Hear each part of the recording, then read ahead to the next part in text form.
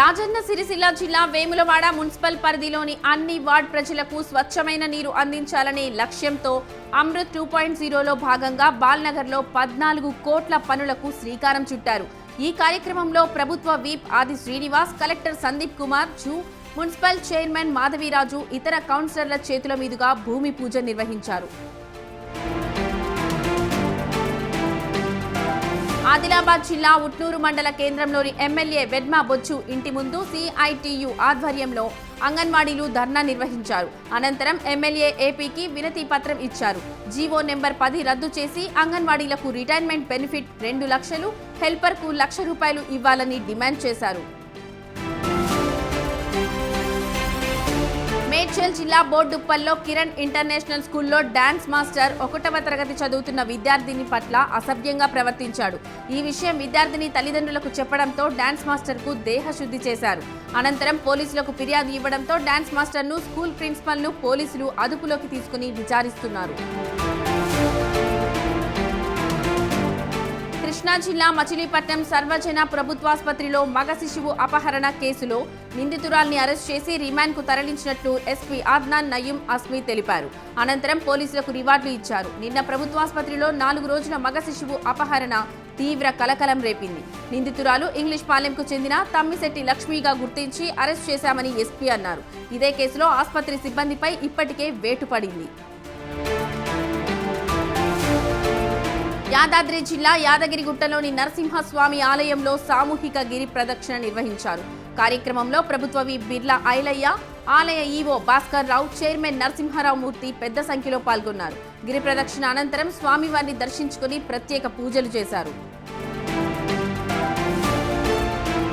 తెలంగాణ రాష్ట్రం ఏర్పడక ముందు గతంలో మొక్కలు నాటాలని సంజయ్ గాంధీ పిలుపునిచ్చారు. మంత్రి పొన్నం ప్రభాకర్ గుర్తు చేశారు. ప్రభుత్వం యుద్ధ ప్రాతిపదికన వన మహోత్సవం కార్యక్రమం చేపట్టిందని చెప్పారు. భవిష్యత్తు తరం ఆరోగ్యంగా ఉండాలంటే మొక్కలు విరివిగా నాటాలని తెలిపారు. కరీంనగర్ శాతవాహన యూనివర్సిటీలో 75వ వన మహోత్సవ కార్యక్రమానికి జరిగింది. దీనికి ఆయన ముఖ్య అతిథిగా హాజరయ్యారు. పరిసరాల పరిశుభ్రతపై ప్రతిరోజు ప్రత్యేక పారిశుద్ధ్య డ్రైవ్ నిర్వహించాలని తిరుపతి మేయర్ డాక్టర్ శిరీష సచివాలయ సిబ్బందిని ఆదేశించారు. వర్షాకాలం సందర్భంగా ముందస్తు చర్యలు తీసుకోవాలని సిబ్బందిని కోరారు. ఇంటింటికి వెళ్లి పరిశుభ్రత పాటించాలని ప్రజలకు తెలియజేయాలని తెలిపారు. వర్షాకాలంలో వ్యాధులు ప్రబలకుండా ముందస్తు జాగ్రత్తలపై నగరపాలక సంస్థ కార్యాలయంలో సిబ్బందితో మేయర్ సమీక్ష నిర్వహించారు.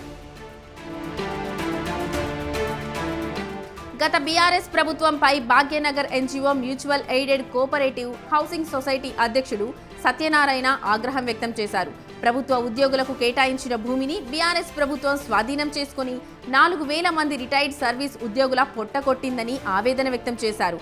ఉద్యోగులను మోసం చేసి బీఆర్ఎస్ పార్టీకి గత ఎన్నికల్లో సరైన గుణపాఠం చెప్పామని చెప్పారు.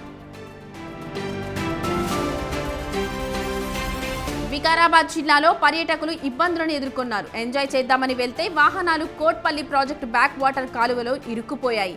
రాత్రంతా బురదల నుంచి తీయడానికి ప్రయత్నించినా ఫలితం లేకపోవడంతో వాహనాలను అక్కడే వదిలేశారు. భారీ వర్షానికి వరద పోటెట్టడంతో తెల్లవారేసరికి వాహనాలు నీట మునిగాయి. ట్రాక్టర్ను గ్రామస్తులు తాడుతో ఒడ్డుకు తీయగా తార్ వాహనాలు బురదలోనే ఉన్నాయి.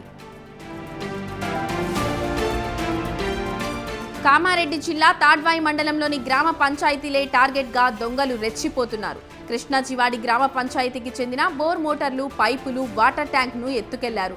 దీంతో ఆ గ్రామ పంచాయతీ సెక్రటరీ స్థానిక పోలీస్ స్టేషన్లో ఫిర్యాదు చేశారు. కంప్లైంట్ ఇచ్చి వారం రోజులు గడుస్తున్నా దొంగల ఆచూకీ లభించకపోవడంతో గ్రామస్తులందరూ కలిసి కామారెడ్డి, ఎల్లారెడ్డి ప్రధాన రహదారిపై బైఠాయించి ధర్నా చేశారు. తమ సమస్యల పరిష్కారం కోసం సిఐటియు ఆధ్వర్యంలో అంగన్వాడీ టీచర్లు ధర్నా నిర్వహించారు. ఎల్లారెడ్డి ఎమ్మెల్యే క్యాంపు కార్యాలయం ముట్టడికి యత్నించారు. కనీస వేతనం 26,000కు పెంచాలని, రిటైర్మెంట్ బెనిఫిట్స్ ఇవ్వాలని, జీవో నెంబర్ 10ని వెంటనే రద్దు చేయాలని నినాదాలు చేశారు. 40 సంవత్సరాలు సర్వీస్ చేసినా ఎలాంటి నోటీస్ ఇవ్వకుండానే విధుల నుంచి తొలగిస్తున్నారని ఆవేదన వ్యక్తం చేశారు. అనంతరం ఎమ్మెల్యే ఆదేశానుసారం మండల అధ్యక్షుడు సాయిబాబాకు వినతి పత్రం అందజేశారు.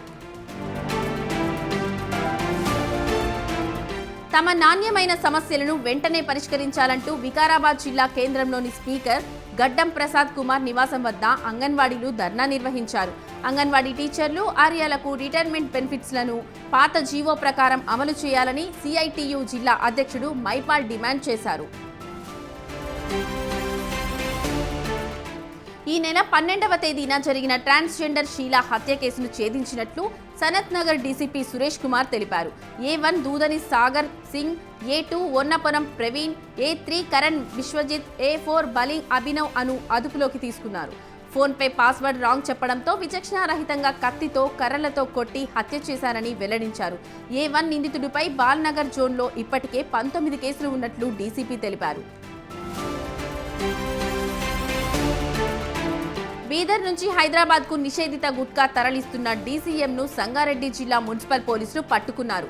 కంకోల్ గ్రామ శివారులో అదుపులోకి తీసుకున్నారు. పట్టుబడిన గుట్కా విలువ దాదాపు 34 లక్షల రూపాయలకు పైగా ఉండనున్నట్లు సమాచారం. అనంతరం డ్రైవర్ ఆరావత్ ను అదుపులోకి తీసుకుని విచారిస్తున్నట్లు చెప్పారు.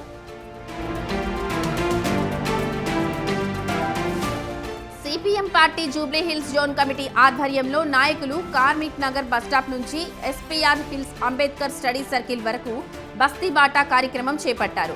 ప్రతినిత్యం వేల మంది ప్రయాణించే ఈ రోడ్డుపై ప్రతిరోజు డ్రైనేజీ జీవనదిలా పారుతుందని ఆగ్రహం వ్యక్తం చేశారు. కాలనీలోని అనేక సమస్యలను ప్రభుత్వం వెంటనే పరిష్కరించాలని డిమాండ్ చేశారు.